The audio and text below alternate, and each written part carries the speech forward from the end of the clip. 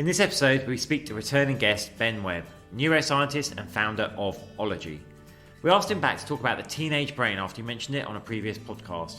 And we explore why teenage brains make them behave in certain ways and why this can be such a challenge for parents. We also dive into strategies to help you stay connected to your teenager so communication becomes easier and more effective, and also how to give your teenager the secure grounding they need as they move into adult life. This is a fascinating episode and we know so many parents will get a lot from it.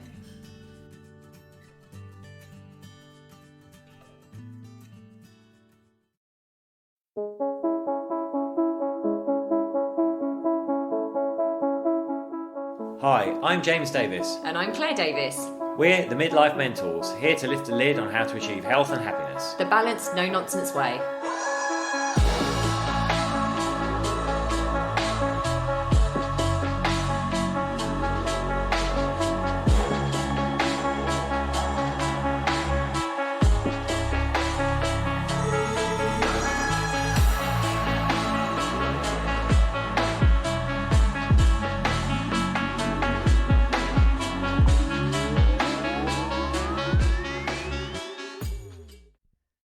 Hello and welcome to another episode of the Midlife Mentors with me, James. And me, Claire. How are you all?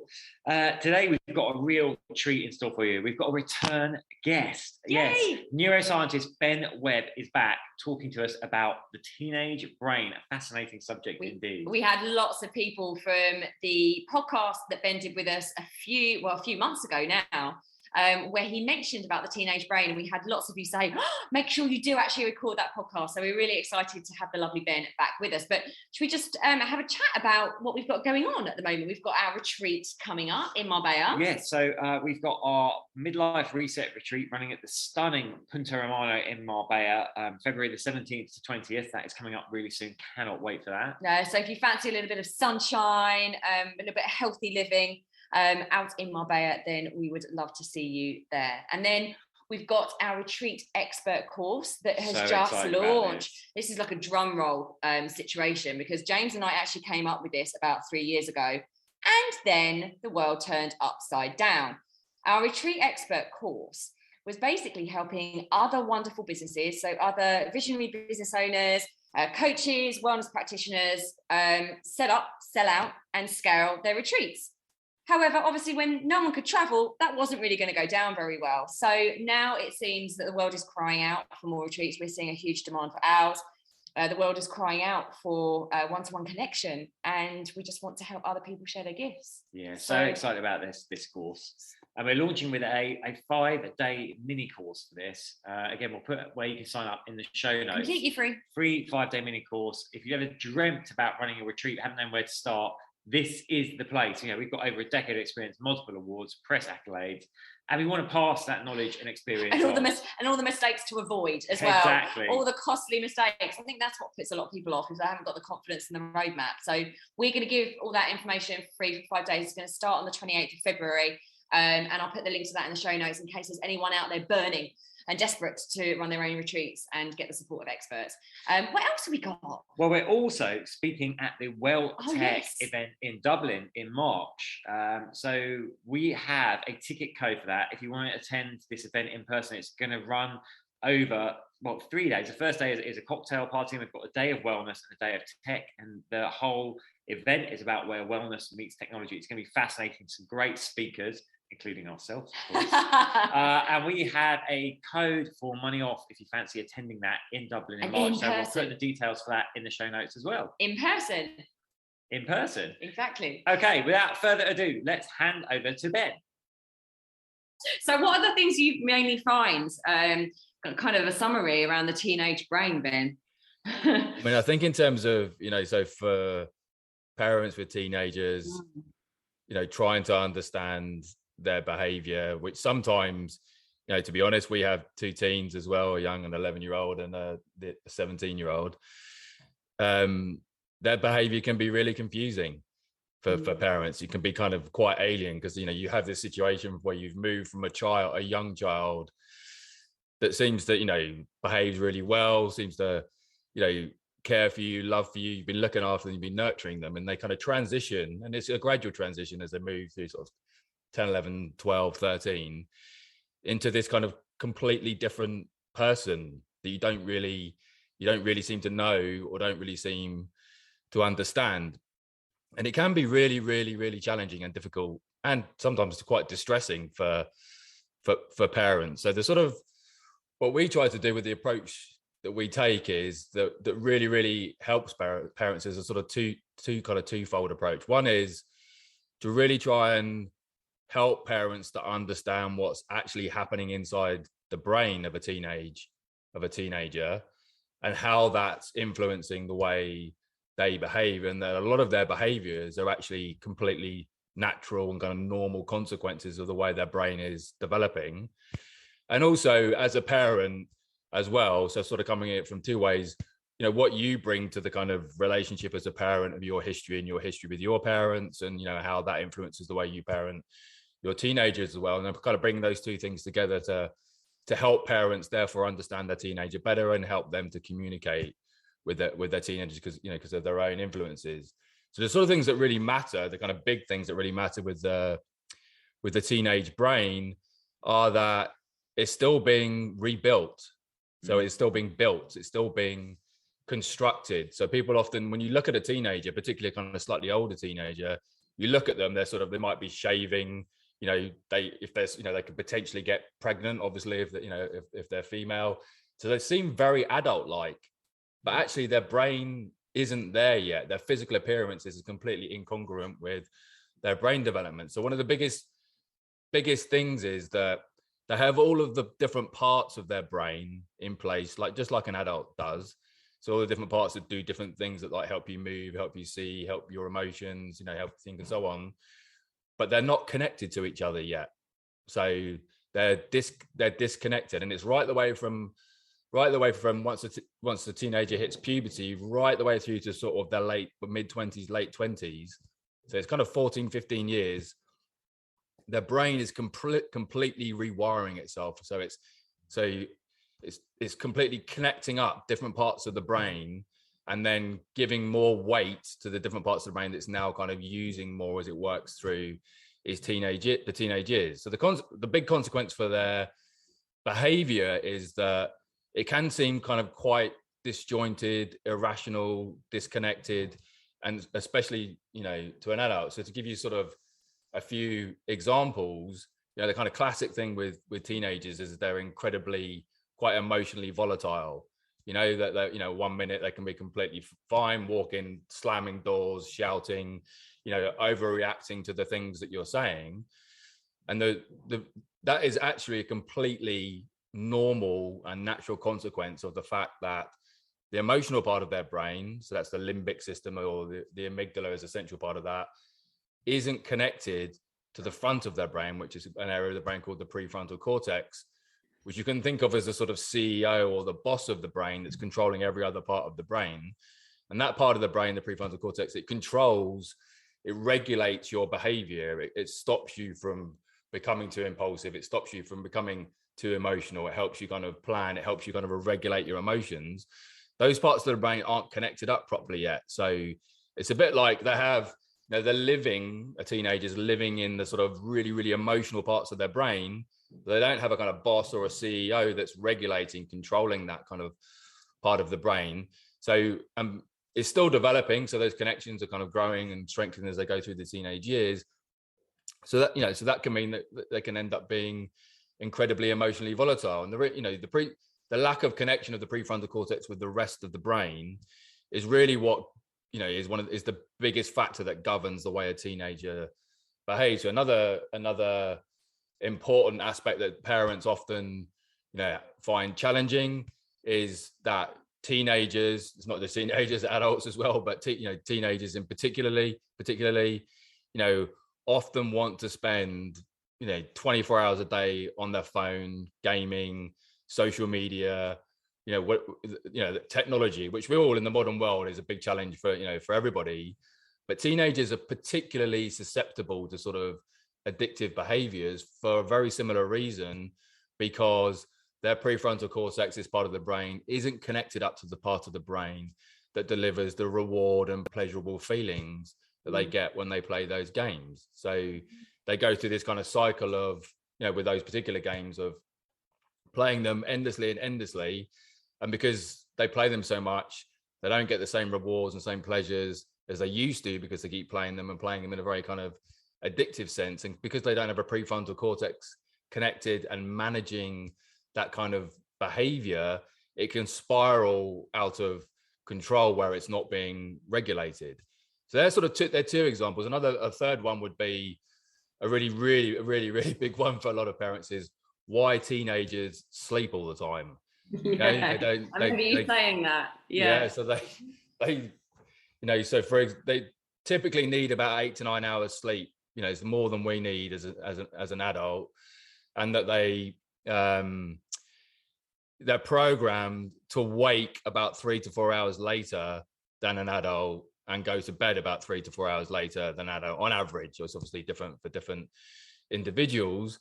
And the reason for that is, again, completely normal biological aspect of their body and their brain is this internal clock in their brain called the circadian rhythm is programmed them and their brain to make them sleep, to make them wake later and go to bed later. There's a different sort of theories about why that is the case. The most kind of one with the most evidence is that essentially teenagers are trying to become more independent from their parents. So this is a kind of push for them to be in a wake cycle that's different, sleep cycle that's different to their parents.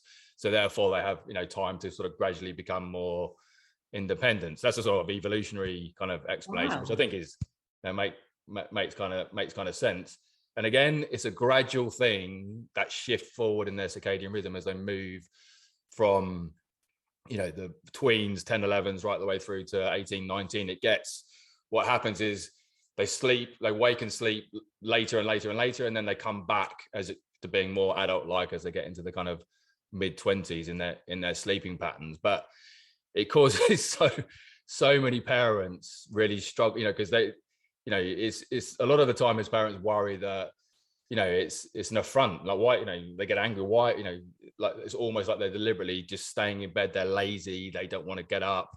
They don't want to. But actually, there's a genuine, real sort of biological reason for that. I think I mentioned last time that there was a big push in the UK about 5, 6, 7 years ago to try and get schools to open later, to accommodate this kind of real change, and in the States as well. But it didn't happen anyway. Is the reality. But so there's just 3 sort of quite common sort of examples of the way the brain is driving their behavior. So when we're working with parents is we try to, first of all, let's start from that position. Let's try and understand some of the reasons why they're behaving, these brain reasons why they're behaving the way they do. And as you guys know with your work as well, that awareness sort of precedes understanding, and understanding precedes action. And once they become aware, oh, okay, it's not because of the way I'm behaving as a parent, or or whatever it might be. It's actually and it's almost out of their control to some extent. It's kind of driven by their brain development. Then some empathy and understanding comes for the way that they're behaving. So we then use that awareness to then move to sort of understanding kind of situation where we use kind of more brain-based kind of parental approaches, using some of that knowledge about the way they behave. To then, like, one way to think about it is to almost act like their prefrontal cortex for them until it's kind of in place. It's a kind of brain-based parenting approach in which you say, well, okay, you're not quite ready yet to regulate that aspect of your behavior. So here's some strategies, here's some boundaries, here's some things that you can put in place for. So let's say with screens, obvious things like, not playing on them, or, or using them an hour before you go to bed, having time limits around using them, things along those sorts of lines, and just helping people. Because once they have the understanding, that helps them and motivates them as a sort of parent to then use that knowledge to kind of put in boundaries around that behavior.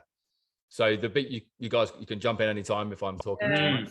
Oh, it's fascinating stuff. I was just thinking, though you were saying that, I just remember, I might be wrong on this, but I'm sure I remember reading some research that's basically saying that your adolescent years, your teenage years are kind of your most dangerous because most teenagers take massive risks, like driving too fast, making bad decisions, drinking, experimenting with drugs.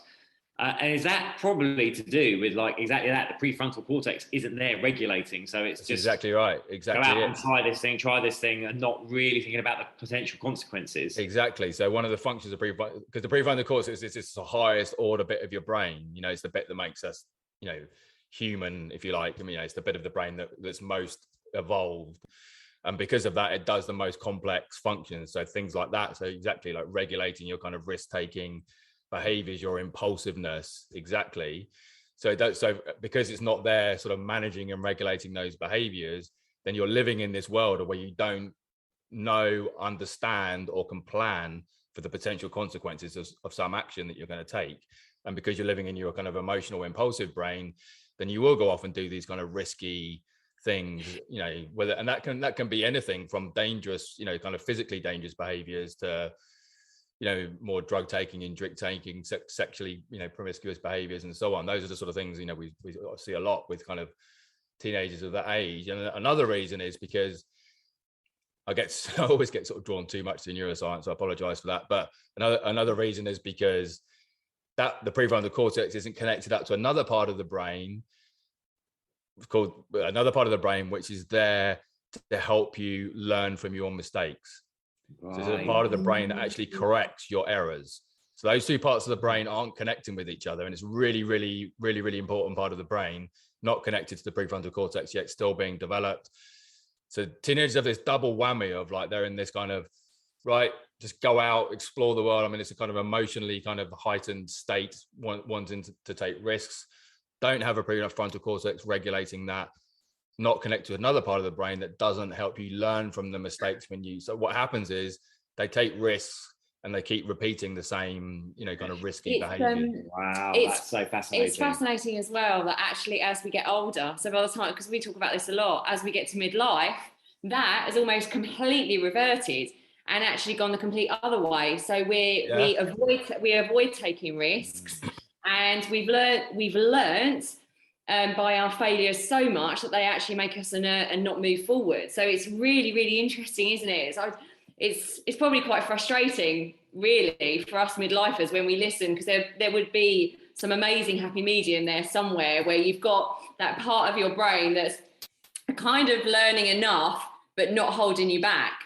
And helping you feel comfortable taking risks, where all of that stuff really, really seems to be dampened down, doesn't it, when we hit midlife? I mean, exactly. It's because, we have this kind of situation where we get these ingrained, as you guys know, these sort of ingrained brain pathways and habitual behaviors that we can't change. And that's because that pathway has been kind of reinforced over decades, In the teenage years, it's, like a sort of open road of pathways, different routes that they could take that are still possibilities without the kind of regulating which direction they should kind of move in. So they're like, that's like, they try all those things, and they have that, the stuff we talked about last time, that brain plasticity which allows them to learn super quickly as well, so there's no wonder actually that you've got your teenagers and then you've got your adults, and the adults can't really understand what that was like, because we've completely forgotten and we're almost completely different. So us midlife parents,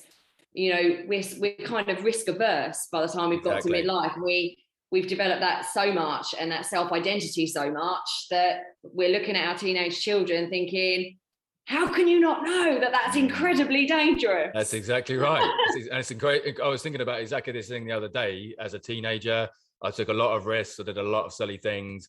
And I'm going through exactly the same thing with my 17-year-old at the moment, who is just out there living his best life. And I'm like,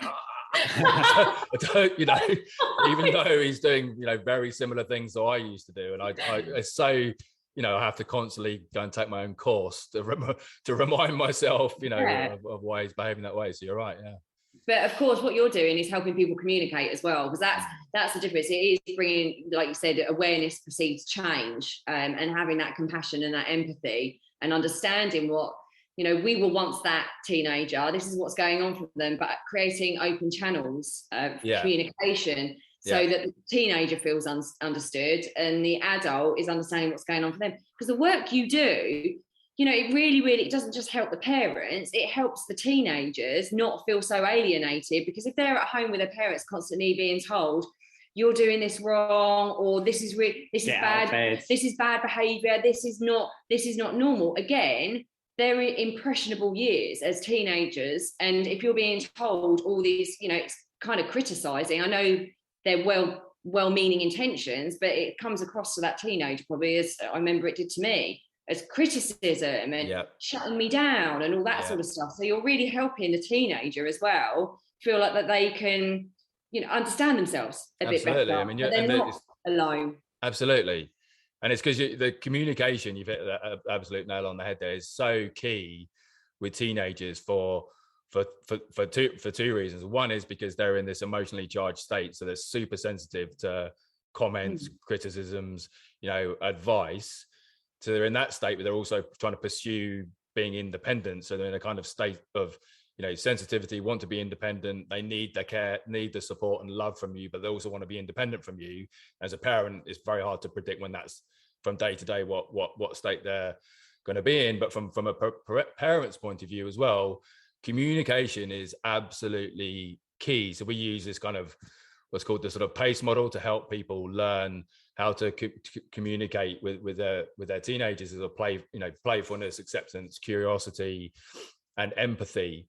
So when you try to connect with them by banter to begin with, by being friendly, by having fun with them or whatever, and then be curious about the way that they behave, so rather than, as you say, coming in with a sort of criticism and and negativity, you try and be curious. So you start with a kind of wondering stance of, I wonder why you behave this way, I wonder why, I wonder how that made you feel. And then you got to moving into sort of acceptance, in which you try and you don't necessarily accept the behavior, but you accept the kind of reasons and emotions for what's driving that behavior in the first place, because all behavior comes from somewhere, so there's a reason for it. And then into moving into empathy and kind of understanding of why they behaved in the way that they did. And we use this sort of phrase of connect before you correct, sort of connection before correction, where you try and, because it's very hard to communicate with communicate with your teenager unless you are connected with them, so if they're distant, which often means them hiding away in their bedroom, not wanting to talk to you, or just spending time with their friends, which is a completely normal thing that you'd expect them to do. If you don't remain connected, it's very, very hard to communicate. And if you want to be able to influence their behavior, which we obviously do need to do sometimes if they're behaving in particular ways. So that's the sort of approach that we take.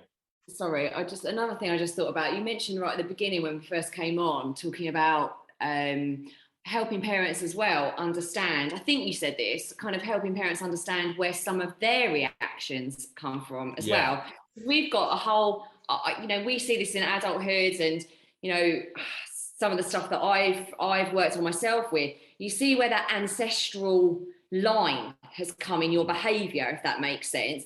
So if you've got children, it's really painful. I can imagine it's not always a nice thing to do, but understanding, taking responsibility and looking at why you're being triggered in a certain way, and having a look at your childhood and understanding how you were brought up. And of course there's going to be things when you've got a teenager that are triggering you from your past and your ancestry, absolutely. It's so important as a big part of what we do when we're working with parents as well. Exactly that.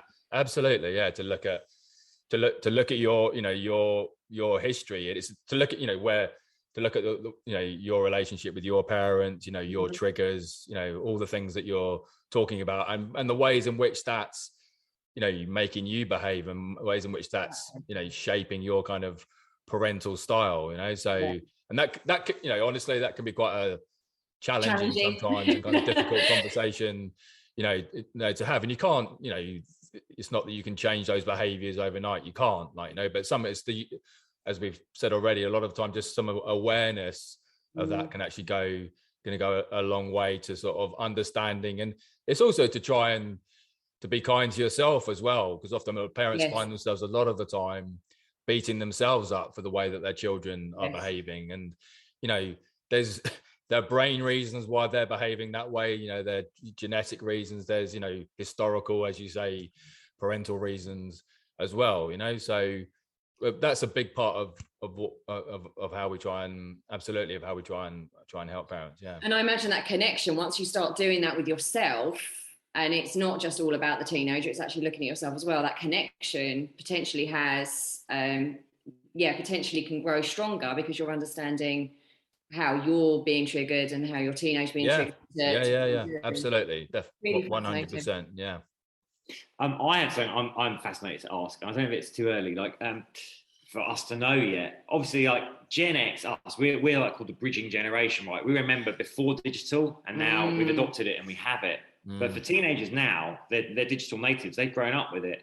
But is there any research yet on how being immersed in it, how it being so ingrained into their lives might be affecting their neuroplasticity, their brain structure? I'm sure I don't know of any. Sorry, this is not a very good answer to the question. I don't know of any research that addresses that specifically. Well, but I'm sure I'm still early days. So one thing that I do know about that actually is that. So when you talk about the kind of rewards system, you know, in terms of how, you know, so thinking about, like you say, being immersed in technology in particular, you can sort of a good analogy for the way the way your pleasure system, your reward system works, if you like, is a sort of seesaw, in which, you know, on one end of the seesaw is kind of pleasure, on the other end of the seesaw is kind of pain. And that what you find, I'm sure you guys see this with your work as well, is if you immerse yourself so much, and this can be anything, by the way, whatever it is, like, you know, so it could be romantic novels, if that's your thing, or, you know, alcohol, you know, alcohol, you know, but if, you know, for teenagers, technology, so it is a kind of behavioral addiction. When that seesaw gets pushed too far in the kind of pleasure direction, what you then find, so we knew this already, is that you now need more pleasure. You know, you now need more sort of dopamine, to experience the same amount of pleasure, you know? So that means, and then to get back to the other way, you have to experience pain, withdrawal to get the seesaw back to being kind of level. So what we're finding is, in the modern world, to answer your question, James, is that actually, so because of being so, it's not just with technology, but because of being so bombarded with rewards, pleasure all of the time in the modern world, like 24/7. One consequence of that is that we end up with children that are much less kind of resilient, you know. So that's one thing, and end up, you know, can't put up with the sort of, you know, with so much of the sort of pain, because they're just used to being constantly kind of bombarded with pleasure and rewards in this kind of sort of seesaw model, and they find it very, very difficult to kind of tip that balance to sort of back to sort of some kind of equilibrium. Wow, well, I was saying this to a client this morning, actually, on a call. It's really interesting, isn't it? Because that reward system is so powerful. It can feel so out of control. It's like it's something that you don't really necessarily have control over. And it's that quick fix, isn't it? I feel this, so I want this. But then to do it the other way, to kind of wean yourself off that withdrawal, it's a longer game. And it's you know, we always have this short-term pleasure rather than long-term gain, but actually it's almost like we need to switch that. And the long-term gain, for example, we'll talk about, you know, alcohol, having that quick fix of, oh, I feel better now, you know, I've had that glass of wine, I feel better now, I feel less stressed, I'm relaxed, you know, that's the quick fix for it. But actually the terrible knock-on effects is huge. Yeah. You know, the next day, the next month, the projects you didn't get sorted, the exercise you haven't done, the good nutrition that you wanted to get.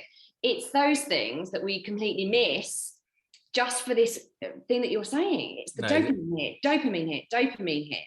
Exactly. And it's exactly the same with teenagers. So that's a really good way to sort of lead into this, is that you can help them, and, you know, exactly the same sort of strategies you might use to help someone, let's say, delay their gratification with alcohol, or, you know, whatever their sort of drug of choice might be, or, you know, whatever that habit might be.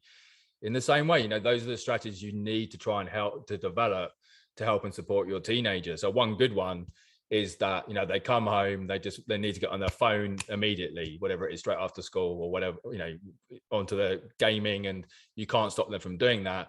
So you need to put in place kind of strategy to start delaying some of that kind of gratification. So one thing you can do is they come home and they have to do chores first, you know, before they move into, you know, to the sort of pleasure phase of the kind of afternoon. You give them other activities to do to sort of gradually learn to delay that sort of gratification. You know, that's a really kind of small example, but you can kind of build off those sort of small habits to sort of gradually kind of delay their kind of that gratification cycle, you know. So in the same way you would with, you know, habit change generally, you know. So and it's painful right at the beginning, you know, that you're constantly used to pleasure, right? Of course. Old reptilian brains just like pleasure. I want it now. You're used to pleasure.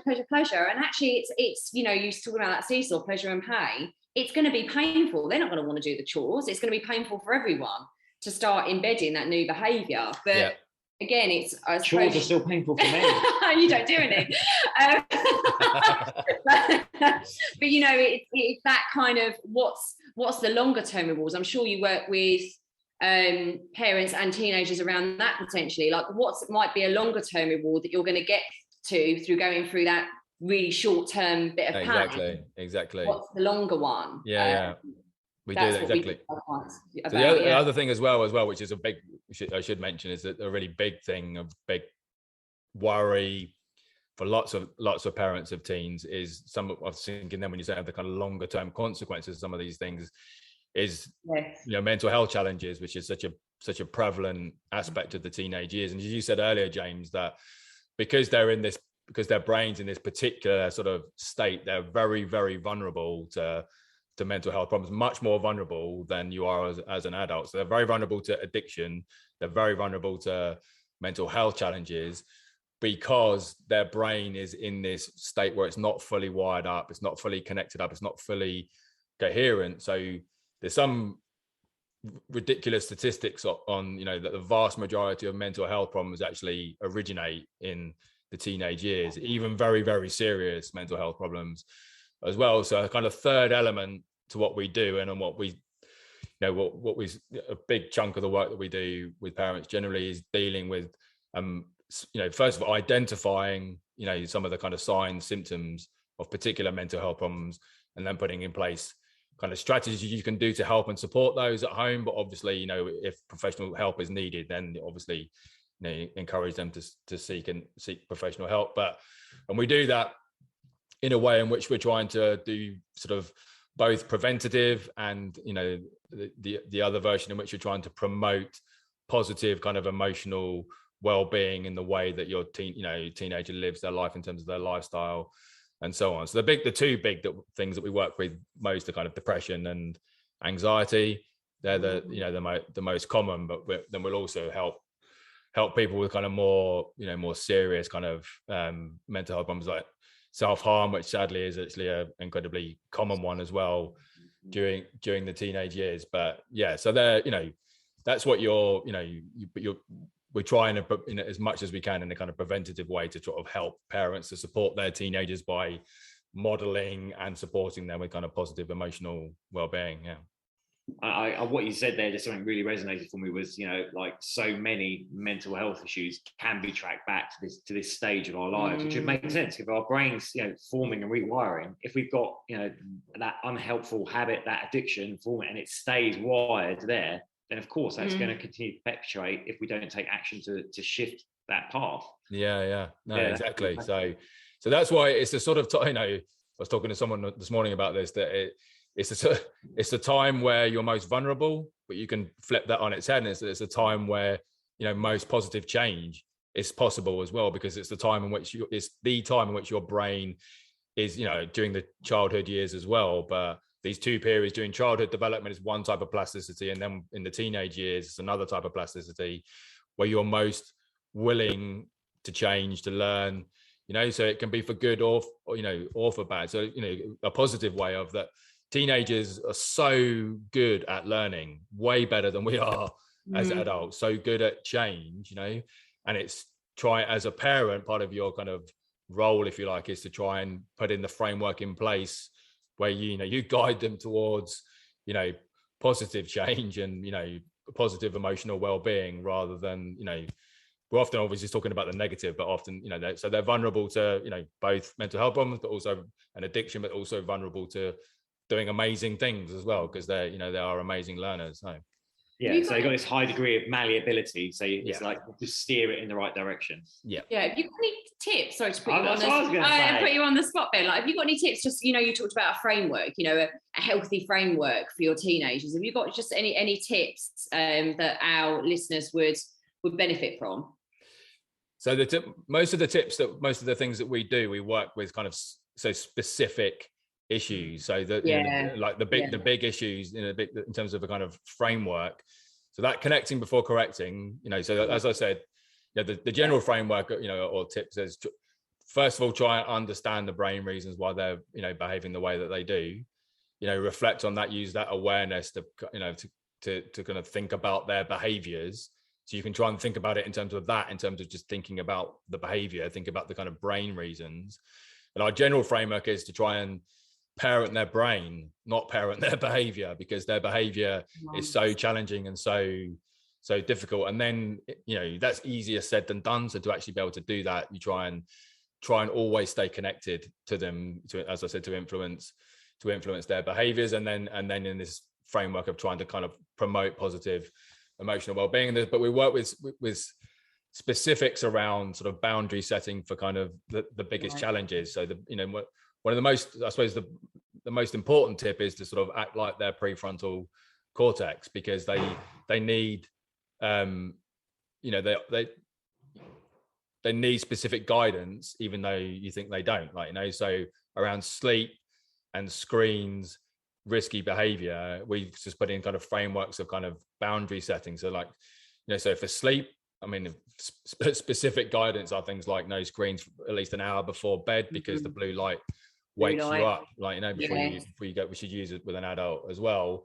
But then also some really kind of, if we get into specifics, kind of counterintuitive things, like encourage them to have a bath before they go to bed, because getting into a bath, this is for adults as well, getting into a bath increases your body temperature. You get out of the bath, your body temperature plummets, and your brain needs to tell your body, or your body's temperature needs to drop by about 5 degrees to initiate sleep.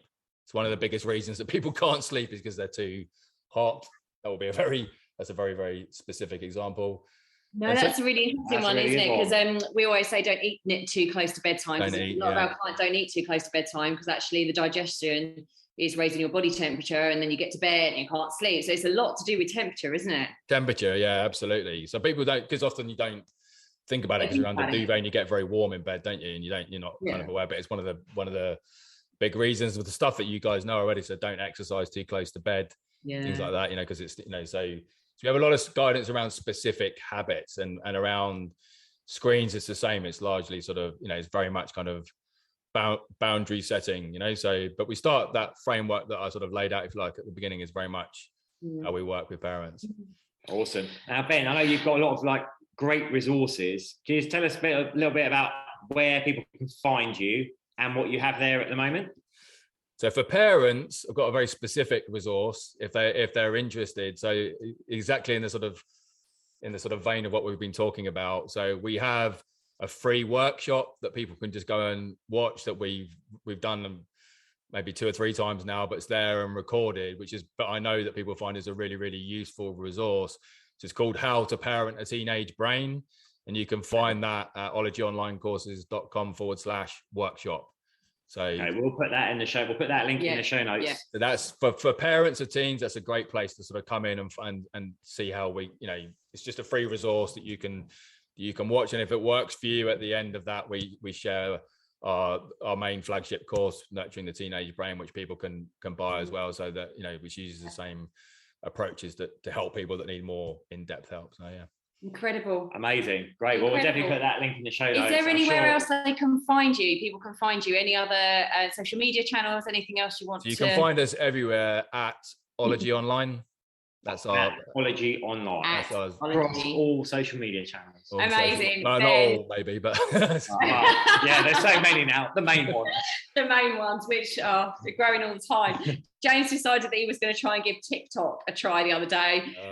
He was on there for about 2 seconds and then decided it was never going to be a good idea. Never going to be a good idea. Oh, it just gets overwhelming. I hate to say it, James. I think we might be a bit too old for that one. Yeah, I think I am. My brain's set now. It won't accept TikTok. I don't even let him on Instagram, really, do I, darling? I don't let you run wild on Instagram. Ben, thank you. Yeah, thank you. That was so fascinating. So much. As always. Again, and I know our listeners are going to love that because they asked for it, because they listened to. If you haven't listened to the other podcast we did with Ben around the human brain, and so much amazing information on there, specifically around midlifers, actually, do go and check that out as well. So thank you, Ben. It's been a pleasure. Ben. Yeah, thank you so much for having me. It's been great. Thank you so much. Thank you.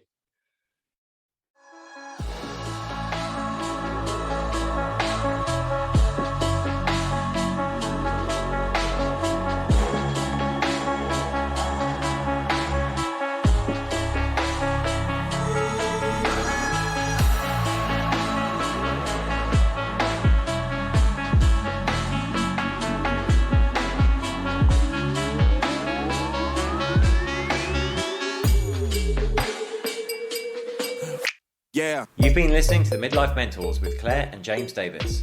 We'd love to hear from you. So drop us a line at info@themidlifementors.com with any questions or topic suggestions.